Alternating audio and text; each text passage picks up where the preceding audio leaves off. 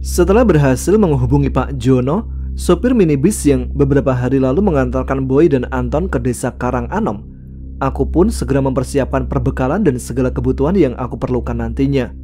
Tentu saja, aku menyiapkan tas carry dan peralatanku untuk mendaki gunung. Karena menurut informasi dari Pak Jono, aku harus melewati perbukitan serta tebing-tebing tinggi di pinggir pantai untuk dapat memasuki desa Karanganom tanpa diketahui para penjaganya, baik penjaga dari kalangan manusia maupun makhluk-makhluk gaib. Pak Jono yang sudah mengetahui banyak hal tentang desa itu, baik dari cerita-cerita warga yang berdekatan dengan desa Karanganom, beliau juga sudah berkali-kali mengantarkan orang ke desa itu. Dan orang yang sudah diantarkan oleh Pak Jono itu tidak pernah kembali lagi. Desa itu seperti desa yang mati yang terisolasi. Hanya beberapa penduduk saja yang bisa dengan leluasa keluar masuk desa. Pak Jono juga menceritakan tentang Pak Yadi, orang kepercayaan dari sesepuh serta kuncen desa tersebut. Menurut Pak Jono, Pak Yadi itu sudah seperti kepala desa di sana. Apa yang dititahkannya, maka seluruh warga harus mematuhinya. Berbekal informasi dari Pak Jono itulah, aku yakin dapat menyelamatkan Boy. Waktu sudah menunjukkan pukul 1 dini hari. Aku mencoba mencari tahu bagaimana keadaan Boy saat ini. Setelah raga halusku berhasil keluar dari raga kasarku, aku berniat segera pergi menemui guru pembimbingku di daerah Jawa Barat. Tapi sebelum aku melayang pergi, aku melihat 3 cahaya masuk ke dalam kamarku. Beberapa detik kemudian, cahaya yang berwarna putih dan 2 cahaya berwarna hijau pun berubah menjadi sosok abah guru dan pengawalnya. "Assalamualaikum, Cuk," sapa abah guru mengucap salam. "Waalaikumsalam, abah," jawabku sambil meraih tangan beliau lalu menciumnya. "Kembalilah ke raga kasarmu. Jangan buang-buang energimu, Cuk. Kau akan membutuhkan tenaga yang besar di esok hari," ucap abah guru sambil tersenyum dengan sangat berwibawa. Tanpa pikir panjang lagi, aku segera memasuki tubuhku yang sedang duduk bersila beralaskan sajadah berwarna hijau. "Kau sedang diawasi, Cuk. Jadi hati-hatilah. Tadi ada beberapa makhluk dari golongan jin hitam yang hampir saja memasuki tubuhmu." Mendengar apa yang sedang disampaikan abah guru, aku pun hanya tersenyum sambil menggaruk-garuk kepalaku. "Maaf, Bah, ada hal penting yang harus saya sampaikan kepada Abah," ucapku. "Ada apa, Cuk?" tanya abah guru sambil menganggukkan kepalanya kepada 2 pengawalnya. Seketika itu juga, kedua pengawal itu berubah kembali menjadi cahaya hijau dan melesat terbang menembus atap plafon kamarku. "Cerita saja, Cuk. Biar Ki Barong dan Ki Atma mengusir makhluk-makhluk yang sedang mengawasimu." "Sahabat saya sedang berada di desa Karanganom, Bah. Menurut cerita yang dia sampaikan tadi sore, dia akan dijadikan tumbal di desa itu," ucapku menjelaskan.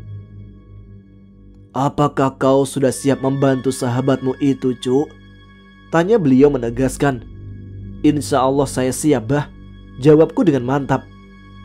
"Teguhkan hatimu, ikhlaslah dalam membantu siapapun.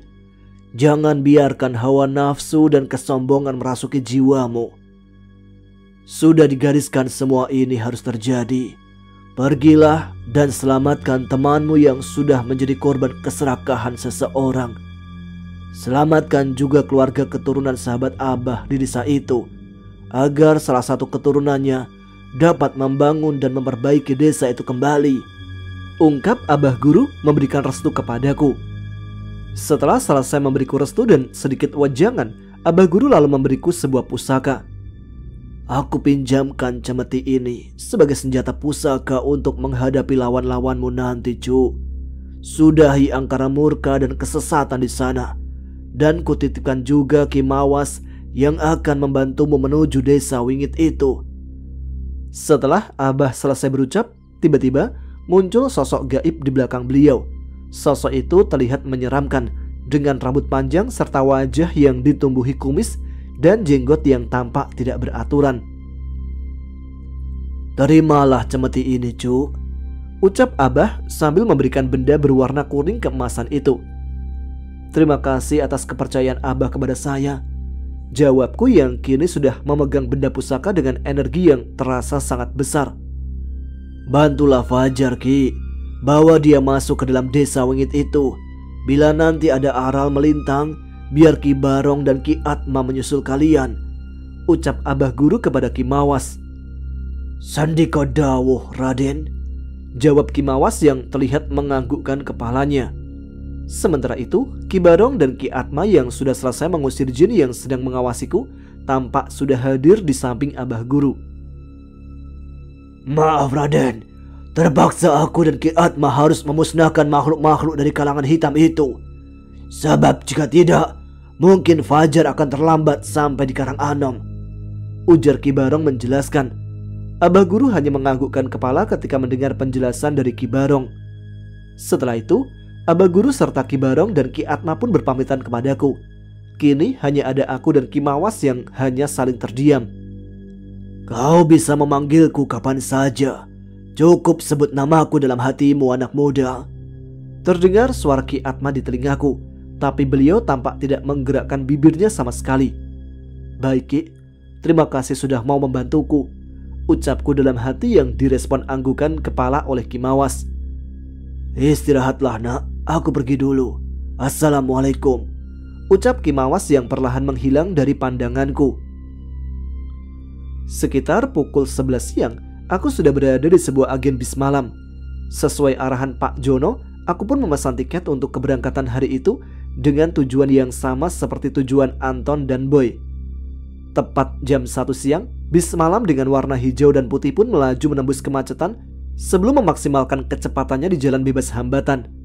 Aku yang sudah terbiasa menggunakan transportasi umum seperti bis malam pun sangat menikmati perjalananku kali ini. Walaupun aku sadari ada nyawa yang harus aku selamatkan. Doa tak putus kupanjatkan kepada penguasa alam semesta agar sahabatku diberikan kekuatan untuk menghadapi cobaan yang dialaminya. Setelah menempuh perjalanan kurang lebih 15 jam, aku pun sampai di tempat tujuan. Setelah aku berada di area tunggu, aku lalu mencari keberadaan Pak Jono. Tak butuh waktu lama, aku pun bertemu dengan Pak Jono yang sepertinya memang sudah menunggu kedatanganku. Setelah berbincang sesaat dengan Pak Jono, beliau lalu memperkenalkanku dengan seorang laki-laki yang usianya lebih muda dariku. Mas Fajar, perkenalkan, ini Danu keponakan saya. Dia nanti yang akan membantu menunjukkan jalan dari Bukit Pangilon menuju Desa Karang Anom, ucap Pak Jono menjelaskan. Danu lalu mengulurkan tangannya dan menyalamiku. Tidak lama kemudian, aku, Danu dan Pak Jono pun memulai perjalanan menuju Bukit Pangilon. Tapi sebelum itu, Pak Jono harus mengantarkan para penumpang lainnya ke desa masing-masing. Aku memilih memejamkan mata dan memulai komunikasi dengan Ki Mawas. Assalamualaikum Ki Mawas, ucapku dalam hati sambil memejamkan mata. Ki Mawas, hadirlah Ki, batinku lagi. Waalaikumsalam nak, jawabnya yang terdengar di telingaku. Apakah keadaan kita aman Ki? Tanyaku dalam hati. Insya Allah nak, belum ada musuh yang terlihat mendekatimu. Alhamdulillah masih ada orang baik yang mau membantumu nak. Bocah yang berada di sampingmu itu bukan orang sembarangan, tapi insya Allah dia orang yang baik, ujar Ki Mawas menjelaskan tentang Danu. Iya Ki, alhamdulillah selalu ada jalan untuk niat yang baik. Terima kasih Ki. Assalamualaikum. Waalaikumsalam, balas Ki Mawas. Menurut Pak Jono, perjalanan kami menuju bukit yang menjadi batas antara Desa Karang Anom dan pantai selatan terbilang cukup jauh. Tapi demi menyelamatkan Boy, orang yang baru dikenal oleh Pak Jono, beliau dengan sukarela membantuku dan juga mengajak keponakannya yang mau mengantarku menuju desa Wingit itu. Nanti berjalanlah menuju ke arah utara Mas. Di bukit itu ada jalan setapak yang biasa dilalui warga. Usahakan sebelum jam 1 siang nanti Mas Fajar sudah sampai di sekitar Gua Lowo, supaya tidak ada warga atau orang yang akan mencurigai kedatangan Mas Fajar, ujar Pak Jono menjelaskan. Iya Le, lebih tahu aku daripada sampean, celetuk Danu yang disambut tawa dari Pak Jono. Sorry Jo, aku lali kalau awakmu ikut, balas Pak Jono sambil mengacak-acak rambut Danu. Jajo, gerutu Danu sambil merapikan rambutnya. Sekitar pukul 10 pagi, aku telah berada di kaki Bukit Pengilon. Pak Jono yang masih duduk di depan kemudi mempersilahkan aku turun sambil menyalamiku. Hanya ini yang bisa saya lakukan untuk membantu sampeyan dan teman sampeyan yang terjebak di Desa Wingit itu, Mas, ucap Pak Jono. Terima kasih, Pak, ini sudah lebih dari cukup, balasku. Hati-hati, Mas, saya hanya bisa mendoakan untuk keselamatan kalian berdua. Jangan lupa, Le, HP selalu diaktifkan. Nanti siapa yang akan menjemput kami kalau Pak Le tidur dan tidak bisa dihubungi? Celetuk Danu lagi. Yo Jo, kamu juga hati-hati ya. Ini bukan hal sepele, ini bukan main-main. Ini perangmu membantu Mas Fajar dan Mas Boy loh. Iyo Le, udah sampean pulang sana. Jangan lewat Karanggading loh, Le, nanti ada yang curiga, imbuh Danu. Pak Jono pun lalu mengacungkan jempol ke arah Danu. Setelah minibus dan Pak Jono hilang dari pandangan kami berdua, aku dan Danu mulai berjalan menyusuri lereng Bukit Pengilon. Danu yang berada di depanku sesekali hanya menoleh ke belakang untuk memastikan keadaanku. Dari depanku terdengar Danu bernyanyi dengan suara pelan, tapi tetap terdengar jelas olehku. Kerasakti, tak pernah berhenti berbuat sesuka hati. Kerasakti, menjadi pengawal, mencari kitab suci. Kerasakti. Dan tiba-tiba aku dikagetkan oleh seekor kera yang melompat dari satu pohon ke pohon lainnya, sampai beberapa daun dan ranting dari pohon-pohon itu pun jatuh. Apakah itu Kimawas? Ucapku dalam hati sambil memandang seekor kera yang juga sedang menatapku. Iya nak, percepat langkahmu menaiki bukit ini dan simpan rasa kagummu. Bilang kepada bocah kurang ajar itu untuk tidak sembrono walau dia telah mengetahui daerah ini, ucap Kimawas lalu kembali melompat ke dahan pohon yang lain. Iya mbah, celetuk Danu yang membuatku tersenyum. Aku tahu sampeyan punya pengawal, Mas, jadi ndak usah heran, ucap Danu yang tiba-tiba menghentikan langkahnya. Belum sempat aku menjawab apa yang dikatakan Danu, tiba-tiba anak muda yang sepertinya memiliki selera humor tinggi itu merintih kesakitan sambil memegangi kepalanya. Aduh, keteedan, malah nimpu aku pakai biji nangka. Asem sampean mbah, ujar Danu sambil terus melihat ke arah atas. Sudah Nu, ayo kita lanjut lagi, pintaku. Danu hanya menganggukkan kepala dan terus melangkah maju. Sudah lebih dari 3 jam aku dan Danu berjalan. Akhirnya kami istirahat di balik batu besar yang ada di bukit ini. Aku sebenarnya sudah tidak kuat, Mas, ucap Danu yang sontak membuatku kaget. Gak kuat bagaimana, Nu? Tanyaku dengan perasaan cemas. Gak kuat kalau diam tanpa bersuara terlalu lama, Mas, jawab Danu sambil tertawa. Aku yang awalnya sempat khawatir ketika Danu mengeluh pun menjadi lega, dan ingin sekali rasanya aku mengacak-acak rambutnya karena jengkel dibuatnya. Ayo Mas, jangan lama-lama di sini, ujar Danu sambil menatap tajam batu besar yang kujadikan tempat bersandar. Tanpa berkata lagi, Danu pun kembali berjalan dengan langkah yang terasa lebih cepat. Pelan-pelan Nu, pintaku dengan nafas tersengal-sengal. Tidak jauh dari sini ada tempat aman untuk istirahat, Mas, jawab Danu sambil menoleh ke arahku. Aku yang melihat tingkah Danu jadi agak aneh pun hanya bisa terus mengikutinya dari belakang. Setelah 15 menit berlalu, Danu mengambil jalur yang terlihat sangat curam.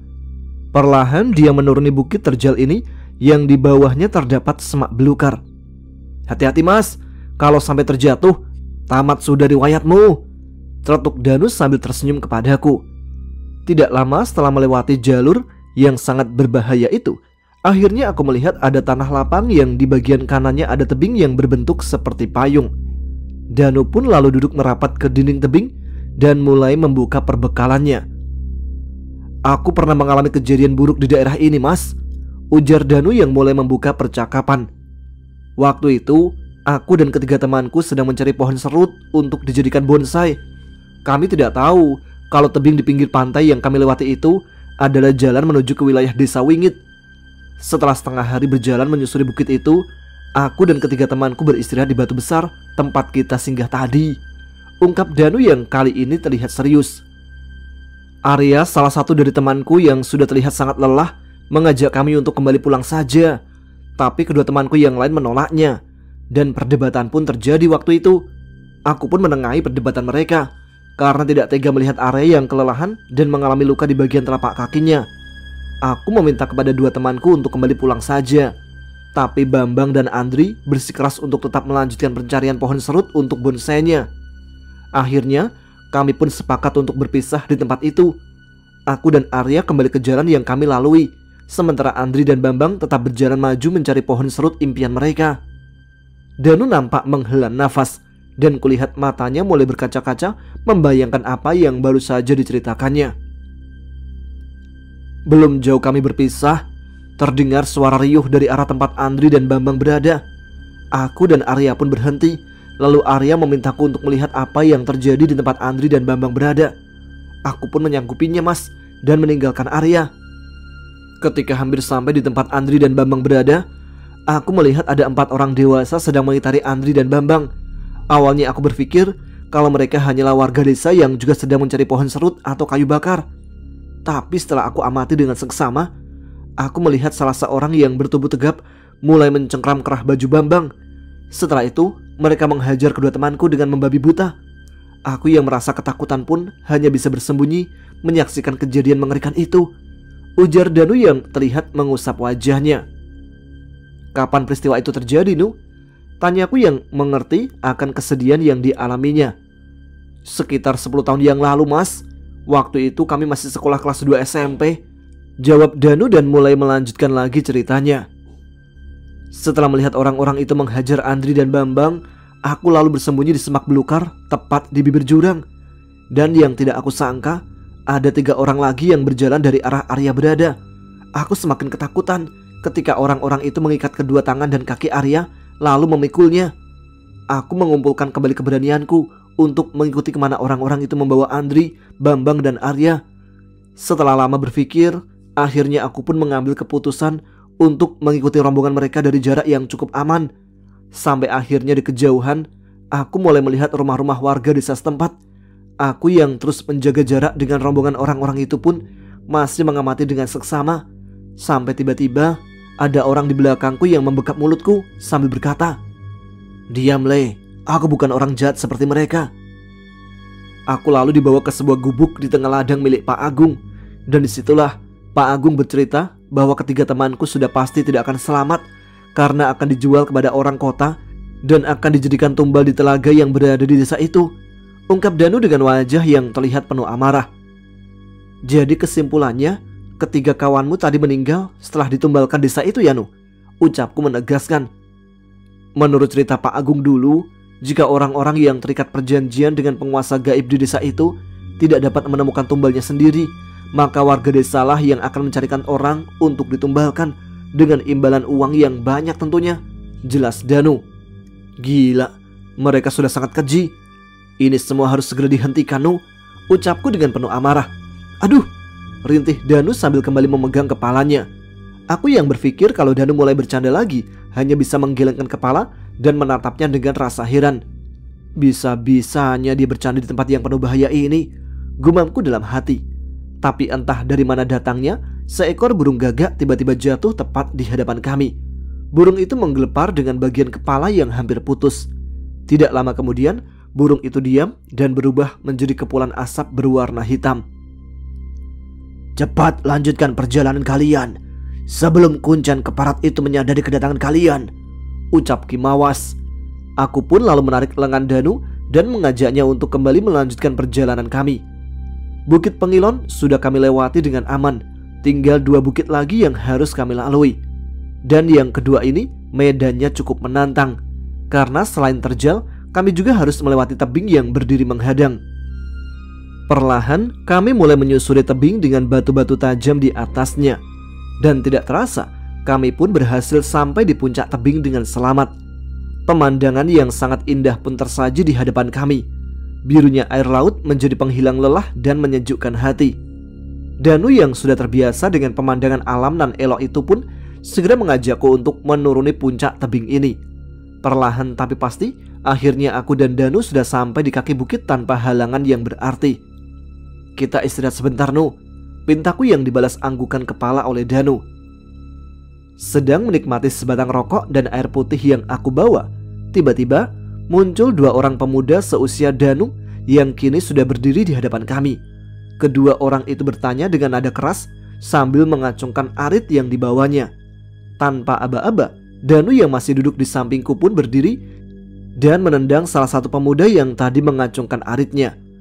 Tendangan Danu yang tepat mengenai alat vital pemuda tadi sontak membuat pemuda itu terjungkal dan merintih kesakitan.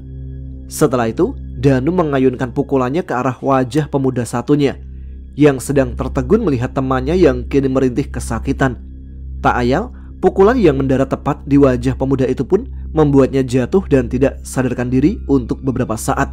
"Modiar kue," ucap Danu dengan lantangnya. "Ampun mas, jangan pukul lagi," ucap pemuda yang mengenakan kaos berwarna hitam. "Bawa dua orang itu ke tempat yang kalian tuju. Jangan sampai mereka memberitahu kepada pemimpinnya tentang keberadaan kalian di sini," ucap Kimawas yang menggema di telingaku. "Kalau mereka berteriak atau melawan lagi bagaimana, Ki?" tanyaku dalam hati. "Bacakan salah satu ajian yang telah kau kuasai, nak. Ajian yang dapat membuat seseorang menaati semua perintahmu," ucap Kimawas lagi. "Baik Ki, terima kasih." Setelah aku bisa menundukkan dua pemuda yang berniat menyerang aku dan Danu tadi, kami pun bergegas melanjutkan perjalanan. "Sekarang tunjukkan kami jalan menuju rumah Pak Agung," ucapku kepada salah satu pemuda itu. Pemuda itu menganggukkan kepalanya dan berjalan di depan kami. Ketika matahari mulai terbenam, samar-samar kami melihat rumah penduduk di kejauhan. Aku pun meminta Danu yang berjalan di barisan kedua untuk berhenti menunggu langit gelap dan untuk menjalankan sholat maghrib. Setelah menunaikan ibadah sholat maghrib secara bergantian, aku dan Danu mulai mengajak kedua orang yang aku ikat tadi melanjutkan perjalanan. Setelah setengah jam berjalan di antara gelapnya malam dan kesunyian desa, akhirnya kami pun memasuki daerah Desa Wingit. Aura gelap pun kian terasa saat ini. Danu mengamati ke sekeliling dan meminta kami untuk bersembunyi dulu. Danu lalu merapalkan sesuatu dan mulai memejamkan matanya. Tidak lama kemudian, aku melihat bias cahaya hijau menyelimuti kami berempat, seperti kubah yang melindungi kami. "Ini untuk menyamarkan energi kita dari penjaga gaib desa ini, mas," ucap Danu. "Terima kasih, No," jawabku sambil menganggukkan kepala. Kami berempat pun lalu melanjutkan perjalanan kami menuju ke rumah Pak Agung. Kami berdua pun bersyukur tidak ada halangan yang hadir saat ini.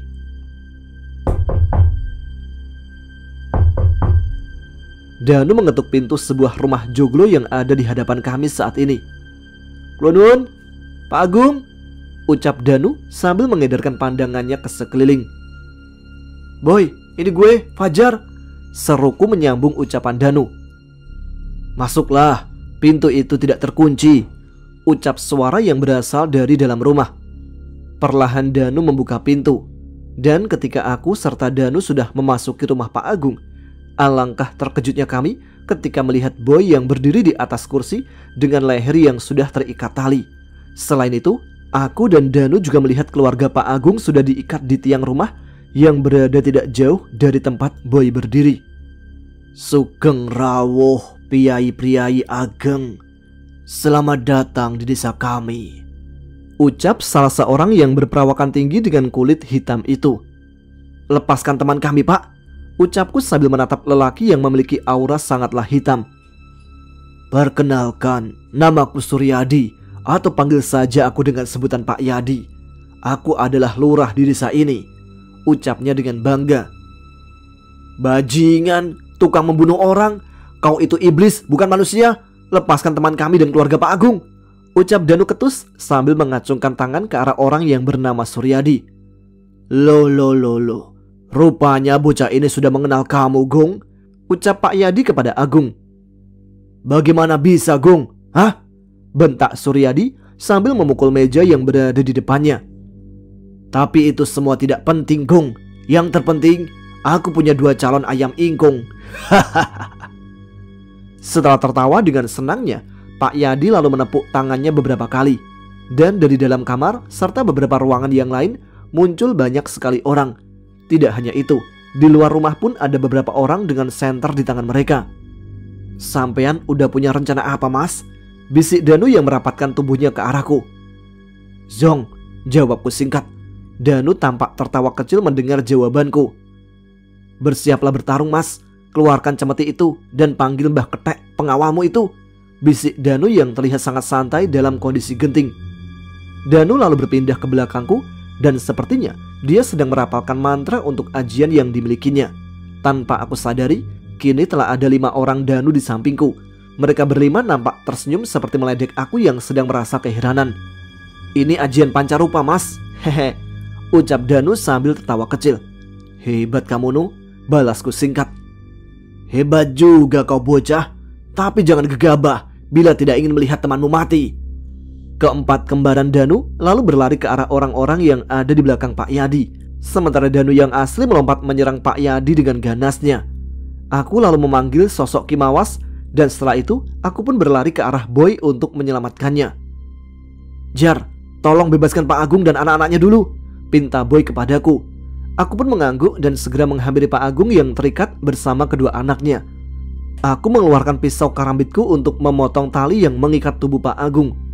Setelah Pak Agung terbebaskan, aku lalu memberikan pisau kecil itu kepada Pak Agung dan aku bermaksud membantu Danu menghadapi anak buah Pak Yadi. "Di sini aman, Mas. Wes iso tak handle," ucap Danu.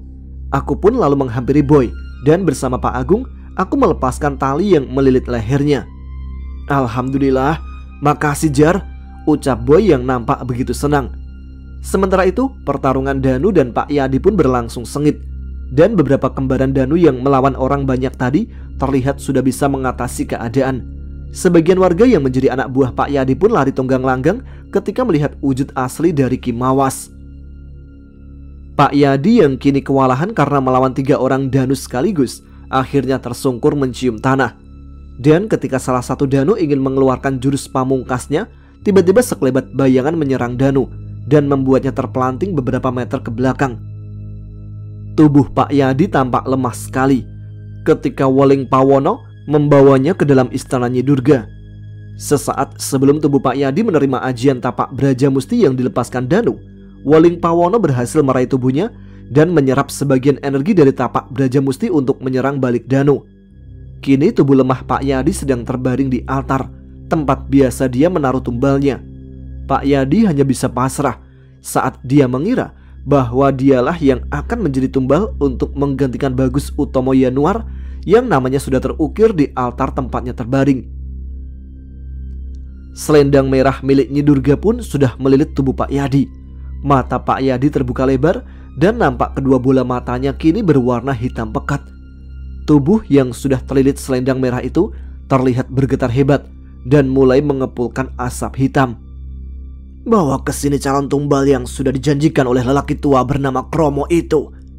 Dan jika kau menginginkan kekuasaan, kekuatan dan harta yang melimpah, maka kau harus menghabisi lelaki tua itu," ujar Nyi Durga kepada Pak Yadi yang tubuhnya sudah pulih dengan diselimuti energi merah kehitaman. "Saat ini kau kuberikan ilmu sakti yang melebihi tingkatan dari ilmu yang dimiliki lelaki tua itu. Jangan sampai gagal kalau kau tidak ingin menjadi budak rendah di istanaku." Setelah menjelaskan semuanya kepada Pak Yadi, Nyi Durga pun terlihat mengibaskan selendang merahnya dan setelah itu nampak muncul cahaya berkilauan di hadapannya. "Dinding pelindung Paisan Ageng," bisik Nyi Durga dalam hati. "Rupanya kera dari Bukit Pengilon itu belum mati. Banyu Buto, hancurkan dinding pelindung yang dibuat kera Bukit Pengilon itu. Dan kau, bunuh lelaki tua itu dan jadilah pemimpin desa Karanganom. Perluaslah wilayah kekuasaanmu," titah Nyi Durga kepada Banyu Buto dan juga pada Pak Yadi. "Baik Nyai," ucap Banyu Buto dan Pak Yadi bersamaan dan segera melesat pergi. Di pekarangan rumah Pak Agung, tepatnya di hadapan Fajar, Danu dan Kimawas, terlihat lelaki tua yang sedang menatap tajam ke arah mereka. "Izinkan aku masuk, Raden. Kita selesaikan permasalahan ini dengan damai," ucap lelaki tua yang berdiri dengan jarak 10 meter di hadapan kami. "Aku adalah Joko Bentolo, atau yang lebih dikenal dengan sebutan Kromo. Pergilah dari tempat ini. Bawa calon tumbal yang ada di dalam rumah itu. Walau dia sudah terikat, tapi aku dapat membatalkannya. Biar aku yang bicara dengan Nyi Durga nanti," seru lelaki tua yang merupakan juru kunci desa ini. Kimawas menatap Fajar dan Danu secara bergantian. Tatapannya seolah menanyakan jalan mana yang akan mereka pilih, membawa pergi Boy tapi angkara murka dan kesesatan terus berlanjut, atau bertempur melawan Mbah Kromo dan makhluk-makhluk gaib yang menjadi sekutunya. Tidak bisa, Mbah. Tidak ada kata damai untuk kejahatan dan kesesatan yang telah kalian lakukan, seru Danu yang sedikit membuatku terkejut. Enak aja, aku harus menuntut balas atas kematian teman-temanku dulu, ujarnya lagi. Tenanglah sedikit bocah, jangan terbawa amarah, tahan emosimu.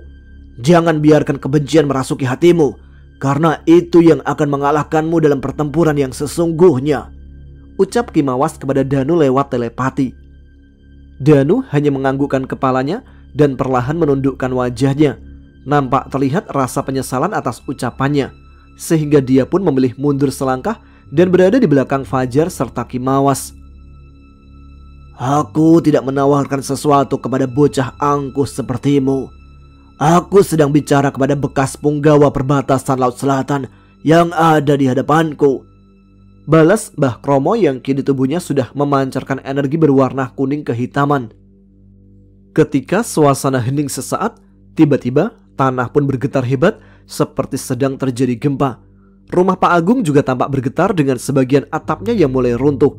Jerit ketakutan dan suara memanggil meminta bantuan pun terdengar dari dalam rumah Pak Agung. Dan tiba-tiba, setelah suara benturan keras yang baru saja terdengar, terlihat sosok tubuh Pak Agung terhempas keluar rumah melalui pintu yang kini hancur berkeping-keping. Beberapa detik kemudian muncul sekelebat bayangan yang melesat ke arah tubuh Pak Agung yang sudah terkulai lemas. Yadi, apa yang kau lakukan? Teriak Mbah Kromo yang perlahan mulai mendekat. Aku sudah sering mengatakan, jangan menyakiti sesama penduduk desa ini, imbuhnya lagi. Tanpa mengucapkan sepatah kata pun, Pak Yadi yang kini terlihat sangat kuat pun mulai menyerang Mbah Kromo yang juga merupakan gurunya sendiri. Dan pertempuran hebat pun tidak terelakkan. Kimawas terlihat memejamkan matanya dan berusaha memperbaiki lagi dinding gaib yang sempat rusak akibat terkena serangan dari sebuah energi besar yang tadi menyerangnya. Banyu buta rupanya, bisik Kimawas lirih dengan mata terpejam. Sampai bertemu di Palagan nanti Banyu, ucapnya lagi. Sementara itu, Fajar dan Danu segera menghampiri tubuh Pak Agung yang terlihat sangat lemah. Danu lalu menyalurkan tenaga dalamnya untuk membantu memulihkan keadaan Pak Agung.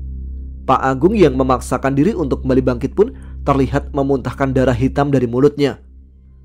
Selamatkan teman kalian, dia sudah dibawa Banyu Buto untuk diserahkan kepada Nyi Durga, ucap Pak Agung yang terdengar lirih sambil menahan rasa sakit. Fajar lalu masuk ke dalam rumah Pak Agung yang kini terlihat porak-poranda akibat energi hebat yang beradu dengan dinding pelindung milik Kimawas. Terlihat di sana kedua anak laki-laki Pak Agung sedang membantu ibu dan saudara perempuannya untuk mencari tempat perlindungan yang lebih aman. Kimawas yang kini sudah berada di sampingnya pun berkata, kita harus segera menyusul mereka, nak. Sekarang gunakanlah ilmu meraga sukma yang kau miliki dan bawa juga cemeti ayu kemuning bersamamu, ujar Kimawas kepada Fajar. Fajar lalu mencari tempat yang lebih aman untuk melakukan raga sukma. Tapi sebelum Kimawas dan Fajar pergi, datanglah dua sosok makhluk yang sudah berdiri di samping Kimawas. Assalamualaikum, ucap Ki Atma dan Ki Barong. Waalaikumsalam, jawab Kimawas dan Fajar. Bagaimana Ki Atma? Ucap Ki Barong sambil menatap Ki Atma. Pergilah bersama Kimawas dan anak ini, biar aku menjaga orang-orang di sini dan mengawasi pertempuran sengit yang sedang terjadi di luar sana. Aku juga akan membuat perisai yang melindungi tubuh Nak Fajar serta keempat orang itu, jawab Ki Atma sambil memandang Bagas serta Ibu dan Sari. Selesaikan urusanmu dengan cacing belang yang sempat tertunda, Ki, selagi ada kesempatan, ucap Ki Atma sambil melirik ke arah Ki Barong. Baiklah Ki Atma, kami pamit dulu. Assalamualaikum, ucap Ki Barong. Waalaikumsalam, jawab Ki Atma. Di tempat pertarungannya, Mbah Kromo nampak sedikit kewalahan ketika serangan yang dilancarkan Pak Yadi secara bertubi-tubi menerjang hebat ke arah tubuhnya. Jurus-jurus andalannya hanya terlihat seperti mainan di mata Pak Yadi. Manusia tidak tahu diri, umpat Mbah Kromo sambil meludahkan darah kental kehitaman. Akan kubuat kau menyesali perbuatan bodohmu itu, Suryadi. Ujar Mbah Kromo yang sedang memegang keris yang berselimutkan cahaya merah kehitaman. Menyerahlah Pak Tua. Sudah saatnya aku yang berkuasa sekarang. Balas Pak Yadi yang kini tubuhnya menjadi lebih besar dan mengeluarkan bulu-bulu hitam seperti ijuk. Simpan tenagamu Pak Tua. Jadilah pengikutku dan akan kubiarkan kau hidup menikmati sisa umurmu. Aku lebih baik mati untuk melindungi tanah kelahiranku ini, manusia babi. Jawab Mbah Kromo. Kau bukan melindungi desa ini orang tua, tapi kau membiarkan desa ini mati. Dan itu sudah terjadi sejak berpuluh-puluh tahun lalu. Seru Pak Yadi. Tanpa berkata-kata lagi, Mbah Kromo pun lalu melesat dengan cepat ke arah Pak Yadi dengan keris terhunus yang siap merobek tubuh lawannya. Pak Yadi pun hanya menghindari serangan pamungkas dari Mbah Kromo dengan satu gerakan. Walau ujung keris Mbah Kromo berhasil menggores lengannya, namun itu tidak berarti apa-apa bagi Pak Yadi. Pukulan telak pun harus diterima Mbah Kromo yang lengah dengan pertahanannya. Pukulan yang tepat mengenai punggung Mbah Kromo itu membuatnya terkapar di tanah dan harus siap menerima pukulan kedua dari Pak Yadi. Tapi belum sempat Pak Yadi melancarkan serangannya yang kedua, Danu melompat dan menghantamkan pukulannya dari arah belakang. Pak Yadi pun harus tersungkur, mencium tanah kering untuk kedua kalinya di tangan Danu. Dan darah hitam yang keluar dari sudut bibirnya membuat Pak Yadi semakin murka. Bocah sialan, beraninya dari belakang. Akan kubunuh kau juga bersama lelaki tua itu, ujar Pak Yadi penuh amarah. Sampean ndak apa-apa Mbah? Tanya Danu kepada Mbah Kromo. Tidak apa-apa Le, terima kasih sudah menolongku. Aku berhutang nyawa kepadamu, jawab Mbah Kromo. Kalian berdua tidak akan mampu mengalahkanku, ujar Pak Yadi yang kini bertubuh semakin besar dan mengeluarkan tanduk melengkung dari dalam mulutnya. Di sisi lain, ketika terdengar suara dentuman yang sangat hebat, aku, Bagas, dan Bagus kecil yang sedang berdoa sontak terdiam untuk beberapa saat. Dan ketika goncangan hebat yang menggetarkan rumah ini terjadi, aku segera mengajak keduanya untuk bersembunyi di bawah dipan bambu yang berada tidak jauh dari tempat kami. Dari kolong dipan tempat kami bersembunyi, terlihat dua sosok makhluk yang muncul dari balik dinding yang memancarkan cahaya berwarna merah. Pak Yadi, gumamku dalam hati. Pak Agung yang melihat kehadiran Pak Yadi pun langsung menghampirinya. Tapi belum sempat berkata sepatah kata pun, tiba-tiba Pak Yadi menendang Pak Agung ke arah pintu masuk rumah ini. Dan sontak tubuh Pak Agung pun terpental ke arah pekarangan rumahnya. Sementara itu, salah satu sosok yang menyerupai manusia dengan tubuh tinggi besar dan memiliki daun telinga yang sangat lebar mulai berjalan ke arahku. Makhluk itu lalu menghempaskan dipan bambu tempat kami bersembunyi. Dan setelah itu, makhluk bertangan besar itu mencengkram erat tubuhku hingga aku tidak sadarkan diri. Ketika aku membuka mata, aku merasakan sakit di seluruh tubuhku dan sesak yang kurasakan di dada ini semakin menjadi ketika aku menggerakkan tubuhku. Setelah kesadaranku pulih, aku baru menyadari kalau tubuhku sedang terikat kuat oleh kain berwarna merah di sebuah pohon kering. Keadaan yang aku alami saat ini sama seperti mimpi yang ku alami beberapa malam lalu. Dan aku juga berharap bahwa ini hanyalah mimpi saja. Teruslah berdoa nak. Yakinlah akan pertolongan dari Zat yang Maha Agung. Tiba-tiba terdengar suara yang sangat berwibawa di telingaku. Aku pun mulai berdoa dan membacakan ayat-ayat suci yang aku hafal. Setelah beberapa saat aku berdoa dan berzikir, rasa sakit akibat jeratan kain merah yang melilit tubuhku pun perlahan mereda. Dan setelah itu, tiba-tiba terdengar suara Fajar yang sudah memanggil namaku. Aku pun tidak menjawab panggilan Fajar yang terus saja bergema memanggil namaku.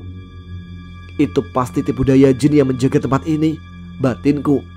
Aku terus melantunkan ayat-ayat suci serta berzikir menyebut dan mengagungkan nama Tuhan pencipta alam semesta. Perlahan-lahan suara Fajar yang tadi terdengar memanggilku pun perlahan menghilang.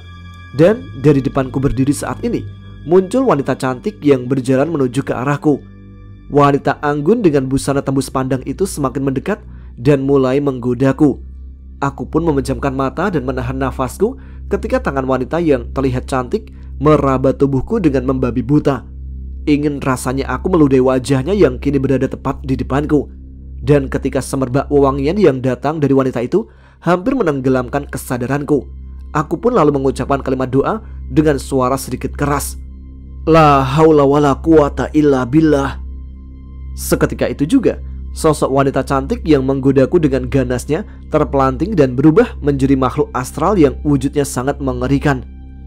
Aku yang baru pertama kali melihat langsung perwujudan makhluk gaib pun sempat terkesima dan mengucapkan kalimat yang mengagungkan nama Tuhanku. Allahu Akbar, inikah makhluk gaib yang sering kudengar lewat cerita-cerita misteri itu? Ucapku sambil terus melihat sosok mengerikan itu. Makhluk berkepala seperti gurita dengan 8 tangan itu meringis menahan sakit. Sementara itu, doa yang sama terus aku dengungkan dalam hati. Dan entah datangnya dari mana, tiba-tiba aku memiliki kekuatan yang perlahan merobek kain merah yang mengikat erat tubuhku ini. Setelah dapat terbebas, aku pun mulai mengedarkan pandanganku ke sekitar. Kulihat makhluk gaib bertangan 8 tadi masih mengerang kesakitan tidak jauh dari tempatku berdiri saat ini. Aku berpikir, jika semua ini sudah berakhir, dan aku pun mulai melangkahkan kakiku untuk mencari jalan kembali ke rumah Pak Agung. Tapi, tiba-tiba muncul sosok wanita yang berparas lebih cantik dari yang sebelumnya bersama makhluk besar yang sepertinya tadi membawaku ke tempat ini. Kau tidak akan pernah bisa pergi dari tempat ini, Cah Bagus, ucap wanita itu. Tidak ada yang bisa membawamu pergi dari tempat ini, karena kau sudah ditakdirkan untuk menjadi suami dari putriku, ujarnya lagi. Sekarang kau pilih, menjadi budak di istanaku atau menjadi pangeran dari putri sulungku. Belum sempat aku menjawabnya, tiba-tiba ular berwarna hitam dengan belang berwarna putih melilit tubuhku dengan ekornya. Ular itu mengangkat tubuhku dan perlahan lilitannya semakin mengencang. Aku yang hampir kehilangan kesadaranku lagi, tiba-tiba melihat cahaya kuning keemasan yang datang menghantam tubuh ular raksasa yang sedang membelitku. Aku pun terhempas beberapa meter di belakang ular itu. Dan aku melihat ular besar tadi perlahan berubah menjadi sosok manusia dengan kedua lengan yang berwarna hitam. Sungguh kejadian ini seperti mimpi bagiku. Boy, ucap Fajar yang terlihat berdiri mengambang di depanku. Sontak aku pun merasa kaget dan memundurkan tubuhku. Astaghfirullahaladzim, ucapku sambil kembali menjauhi Fajar. Jar, lu udah mati Jar? Tanyaku yang disambut oleh tangan kanannya yang melayang ke arah kepalaku. Gue lagi meraga sukma dodol. Ini tubuh astral gue, jawabnya lagi. Lu cari tempat berlindung yang aman boy, karena di sini akan ada pertempuran hebat, jelas Fajar. Ngumpet di mana Jar? Tempat ini terbuka semua. Ada pohon kering tapi gak cukup buat nutupin badan gua, jawabku yang sedang kebingungan. Lu minggir dulu deh boy, agak jauhan dari tempat ini. Cari posisi yang enak buat nonton pertempuran gaib ini, ucap Fajar yang pergi melayang dengan cepat. Anjrit, si Fajar sakti juga ya, bisa terbang dia, gumamku dalam hati.